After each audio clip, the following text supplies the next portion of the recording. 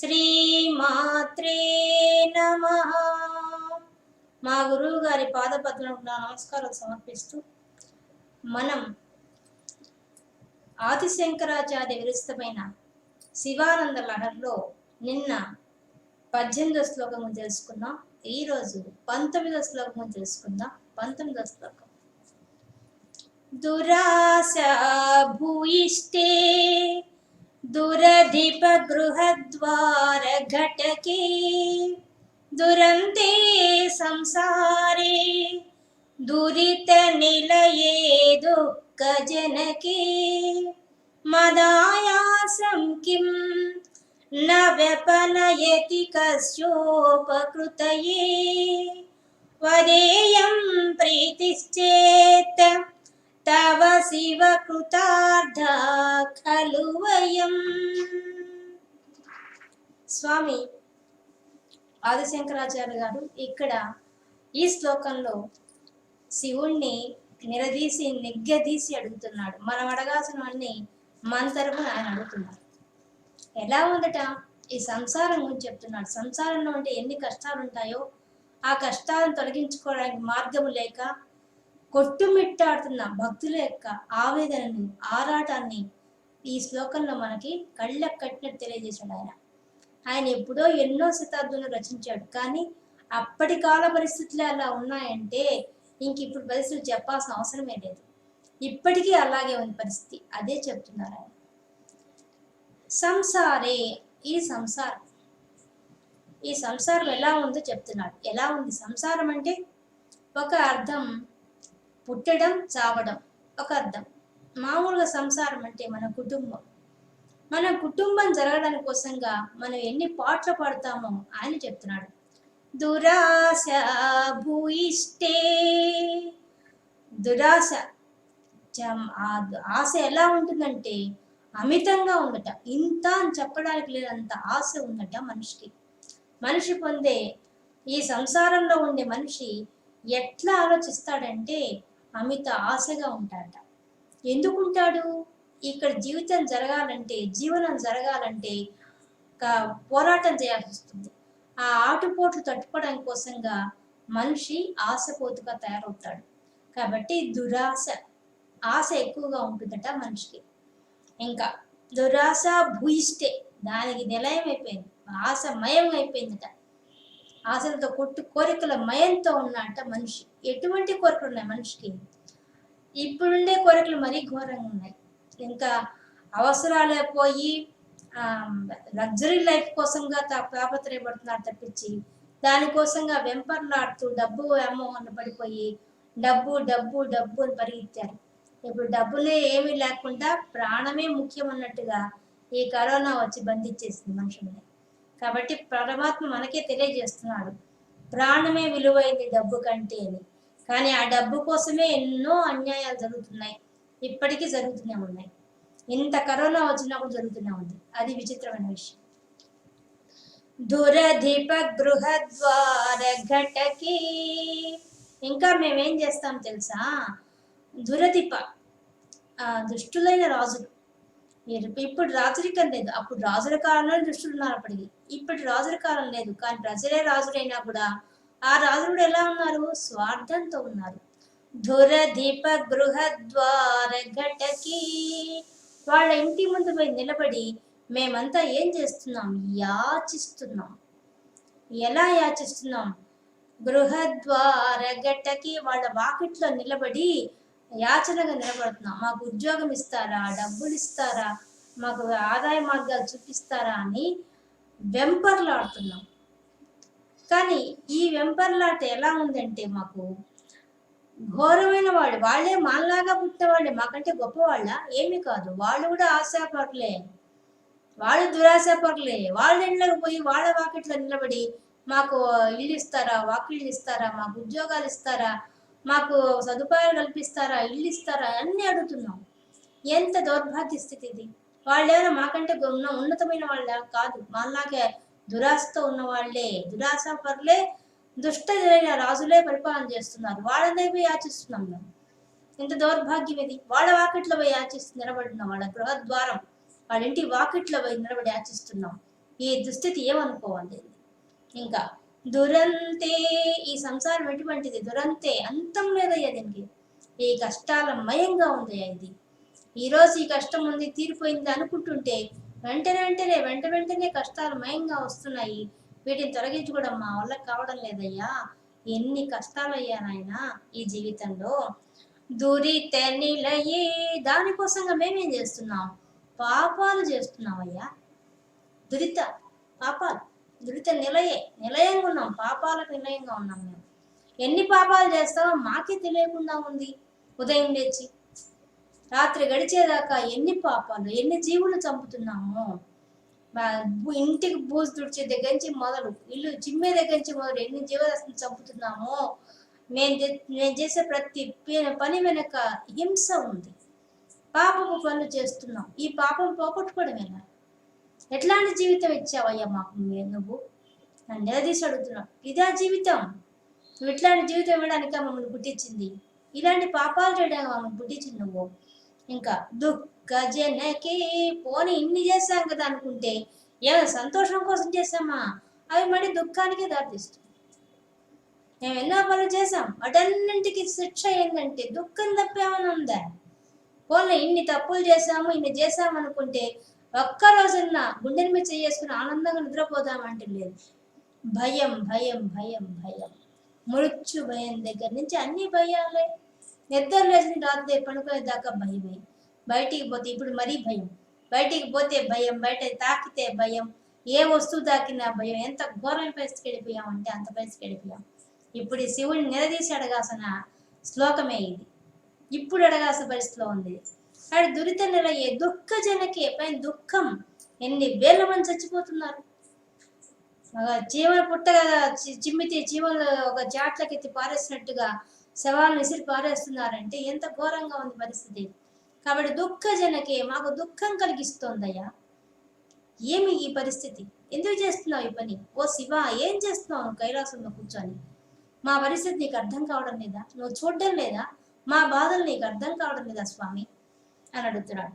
మదాయాసం, ఆయాసం, నేను ఆయాసపడుతున్నాను, శ్రమ పడుతున్నానయ్యా. ఎన్ని శ్రమలకు ఓర్చుకుంటానయ్యా, ఎంతకాలం ఓర్చుకుంటానయ్యా ఈ కష్టాలు. పుట్టినప్పటి నుంచి చనిపోయేదాకా సమస్యలే, పుట్టినప్పటి నుంచి చనిపోయేదాకా శ్రమలే, పుట్టినప్పటి నుంచి చనిపోయేదాకా ఆలోచన ఆలోచన ఆలోచన. ఇదే మనిషి జీవితం. ఏమయ్యా ఇంత శ్రమ పడుతుంటే చూస్తూ ఊరుకుంటావా నువ్వు? అట్టిగా కనికరం లేదా నీకు? దయలేదా స్వామి? ఏమి స్వామి ఇలా చేస్తున్నావు? కిం వ్యపనయతి, ఎందుకు పోగొట్టడం లేదు నువ్వు అసలు? నాకు అర్థం కాని విషయము. మాకు ఇన్ని సమస్యలు ఉన్నాయని తెలిసి కూడా నువ్వు ఈ సమస్యలను ఎందుకు పోగొట్టడం లేదు అసలు? కానీ నాకు ఒక విషయం అర్థమైంది. కస్యోపకృతయే, కస్య ఉపకృతయే, ఎవరికో ఉపకారం చేయాలనుకున్నావు. నాకు అర్థమైంది. ఎవరికి ఉపకారం చేయాలనుకుంటున్నావు అసలు చెప్పు ముందు. నువ్వు ఎవరికో ఉపకారం చేయదలిచి మాకు అపకారం చేస్తున్నావు. మేము ఇన్ని బాధలు పడుతుంటే, ఇంత ఆయాస పడుతుంటే చూస్తూ ఊరుకుంటున్నావా నువ్వు? ఏమయ్యా శివ, ఆ మాత్రం జాలి లేదా మా మీద? ఏమాత్రం కొంచెమైనా జాలి లేదా? ఇంత కష్టపడుతూ చూస్తూ ఉంటావా? ఏమి తండ్రి, ఏమిది? కానీ నాకు ఒకటి మాత్రం అర్థమైంది. ఏమర్థమైంది? కస్యోపకృతయే, ఎవరికో ఉపకారం చేయాలని చెప్పి నువ్వు ఈ పని చేస్తున్నావు. నాకు అర్థమైంది. ఉపకృతయే, ఉపకారం చేయాలన్న ఉద్దేశంతో చేస్తున్నావు. నువ్వు ఎవరికి ఉపకారం చేస్తావు నాకు తెలియదు అనుకుంటున్నావా? నాకు తెలుసు ఎవరికి ఉపకారం చేస్తున్నావు. నీ భక్తుడైన ఆ బ్రహ్మదేవుడికి ఉపకారం చేస్తున్నావు. ఎందువల్ల? ఆ బ్రహ్మదేవుడు మా నుదుటి మీద రాత రాసేసాడు, ఇలా జీవించిపోండి అని చెప్పి. ఆ రాత ప్రకారం జరగాలి, అది నీ ఉద్దేశం. ఇప్పుడు మాకు అర్థమైపోయింది. ఆ రాతను తుడవాలని నీకు ఉద్దేశం నీకు లేదు. ఆయన నీ భక్తుడు కదా. ఒకవేళ పిడిస్తే ఆయనకు అప్రతిష్ట వస్తుందిగా. ఆయన నువ్వు పెట్టిన ఉద్యోగిగా, ఆయన నువ్వు నియమించిన వాడే, నీకు నీ ద్వారా వచ్చిన వాడే కదా ఆయన. ఆయన నువ్వు చెప్పినట్టు వినాల్సిందే కదా. ఆయన మా నుదుటి రాత రాసి పెట్టాడు, అది నువ్వు తుడపడానికి నీకు ఇష్టం లేదు. ఆయనకు ఉపకారం చేయాలని నీ ఉద్దేశం. అసలు మాకు అర్థమైపోయింది. ఎవరికో ఉపకారం చేయాలని చెప్పి మాకు అపకారం చేస్తున్నావు. ఏమయ్యా ఓ శివ, ఏమి ఇట్లా చేస్తున్నావు? సరే, వదేయం ప్రీతిశ్చేత్ వద, చెప్పు. నువ్వు చెప్తావా చెప్పవా? ఎవరి కోసం చేస్తున్నావు ఇవన్నీ? నువ్వు ఎందుకు మమ్మల్ని ఇంత ఇబ్బందులు పాలు చేస్తున్నావు? ఎందుకు మమ్మల్ని ఇంత దురాశ కలిగిస్తున్నావు? ఎందుకు ఈ సంసారాన్ని మేము ఈదలేక అల్లాడుతుంటే చూస్తూ ఊరుకున్నావు? అసలు ఏంది నీ కారణం? ఏంది సార్ చెప్పు. ఒకవేళ నువ్వు ఎవరికో ఉపకారం చేయాలని ఉద్దేశంతో ఇలా చేస్తూ ఉన్నట్టయితే అది కూడా చెప్పు. పోనీ అదన్నా చెప్పు. అసలు ఎవరికి ఉపకారం చేయాలనుకుంటావు చెప్పు. నాకు మాత్రం అర్థమైంది, ఆ బ్రహ్మదేవుడికి నా విషయం నాకు అర్థమైంది. ఎందుకంటే మా నుదుటి రాసింది ఆయన రాసిన ప్రకారం మాకు జీవితం జరుగుతుంది కాబట్టి ఖచ్చితంగా నువ్వు ఆ బ్రహ్మదేవుడి కోసమే ఆయనకు ఉపకారం చేయాలని చెప్పి మాకు అపకారం చేస్తున్న విషయం నాకు అర్థమైపోయింది. నువ్వు చెప్పినా చెప్పకపోయినా ఇది నేను అనుకుంటున్నాను. వదేయం ప్రీతిశ్చేత్, పోని చెప్పు.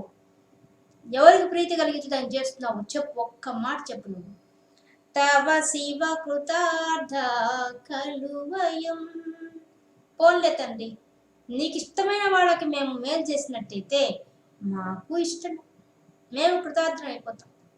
పోనీ నీకు ఇష్టమైన వాడికి నీవు ఇష్టపడే వ్యక్తి ఎవరో కానీ అతని కోసంగా నువ్వు మమ్మల్ని ఇబ్బంది పెడుతున్నావు కదా, ఆ ఇబ్బంది మేము సంతోషంగా భరిస్తాం. ఎందుకు? నీకు ఇష్టం కదా.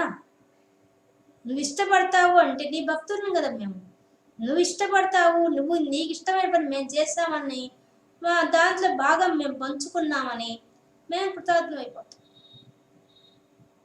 అదన్నా ఆ భాగ్యమన్నా మాకు కలిగింది అనుకో, తృప్తి పడతాం. ఇంకేం చేస్తాం?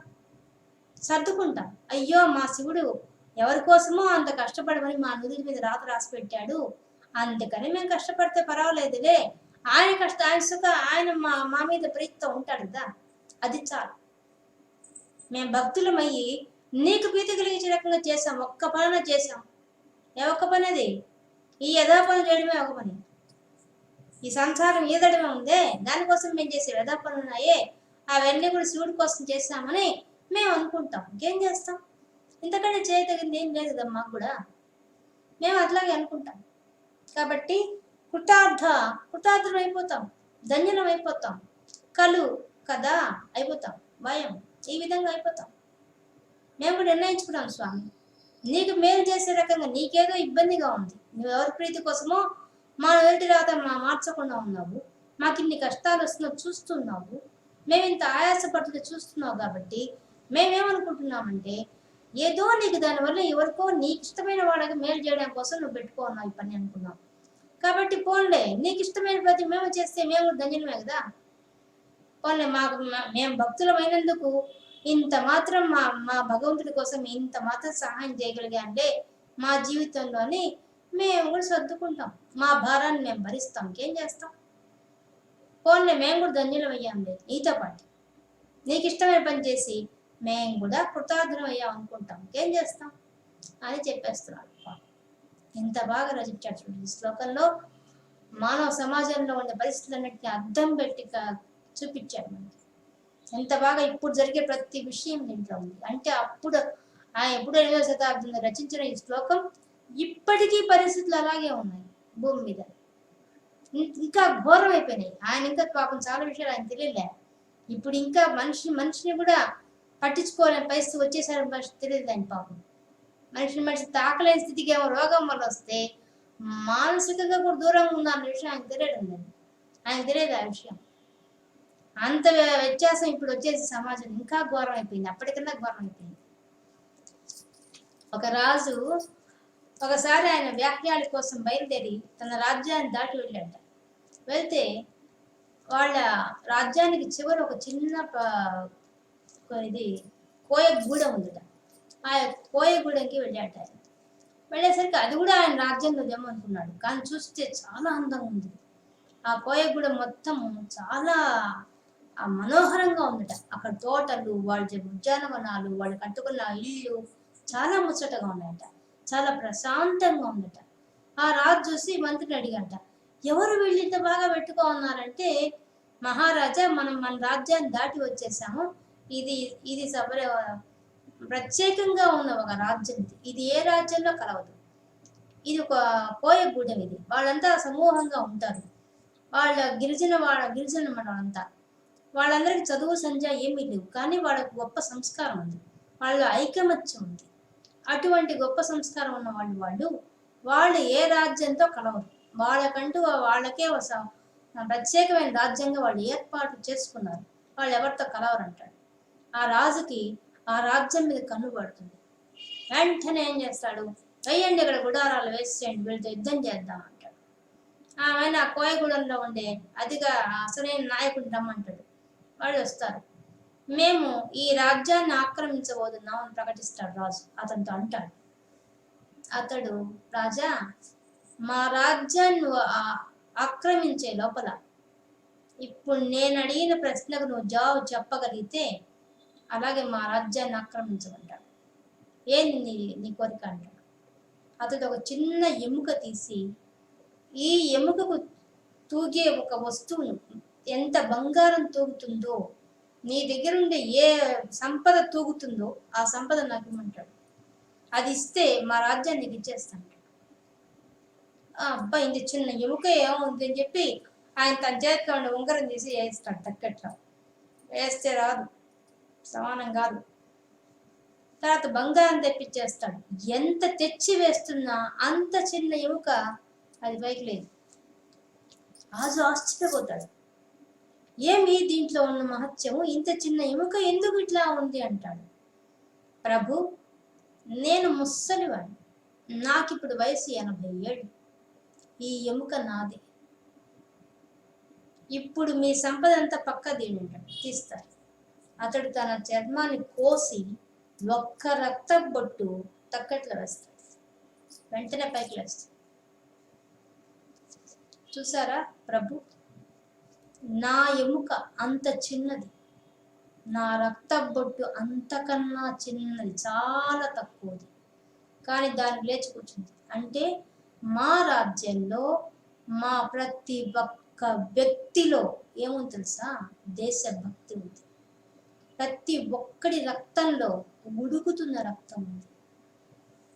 ఈ రక్తంతో మేము ఎంతమందినైనా ఎదిరించగలం. అంత ఆత్మస్థైర్యం ఉంది. మా ఎముకకే అంత శక్తి ఉంటే, నా ముసలివాడిన రక్త బొట్టులోని అంత గొప్ప శక్తి ఉంటే, మా గూడెల్లో ఉండే వాళ్ళందరి రక్తం యొక్క శక్తి ఎంత ఉంటుందో ఊహించుకో. నీలాంటి రాజ్యాలు ఎన్ని వచ్చినా పోల్చివేయగలం అంటాడు. అనగానే రాజు ఆశ్చర్యపోతాడు. నిజమే, అతనే అందరు చూస్తుండగా జరిగింది. చిన్న రక్త బొట్టు లేపేసిందా, నా ధనం అంతా పనికి రాకుండా అయిపోయిందా అని అప్పటికప్పుడు ఆయన ప్రకటిస్తాడు. మన రాజ్యం వీళ్ళతో యుద్ధం చేయడం లేదు, వెనక్కి పదండి. అంటే అంత గొప్ప దేశభక్తులు ఉన్నారు మన దేశంలో. ఒకప్పుడు వాళ్ళలో దురాశ ఈ రాజుకి ఎంత ఉందో చూడండి. తన రాజ్యం అంత ఉన్నా కూడా ఇంకా చిన్న రాజ్యం మీద కన్ను వేశాడు.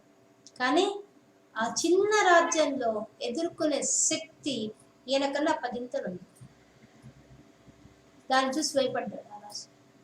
అందుకనే దురాశ ఎంత నికృష్టమని చెప్పడానికి చెప్తున్నాను. అంటే మన సంసారంలో ఉండే వాళ్ళకి ఇంత ఘోరమైన కోరికలు ఉంటాయి. అంత రాజ్యం ఉంది సరిపోదా, ఆ చిన్న రాజ్యం ఎందుకు?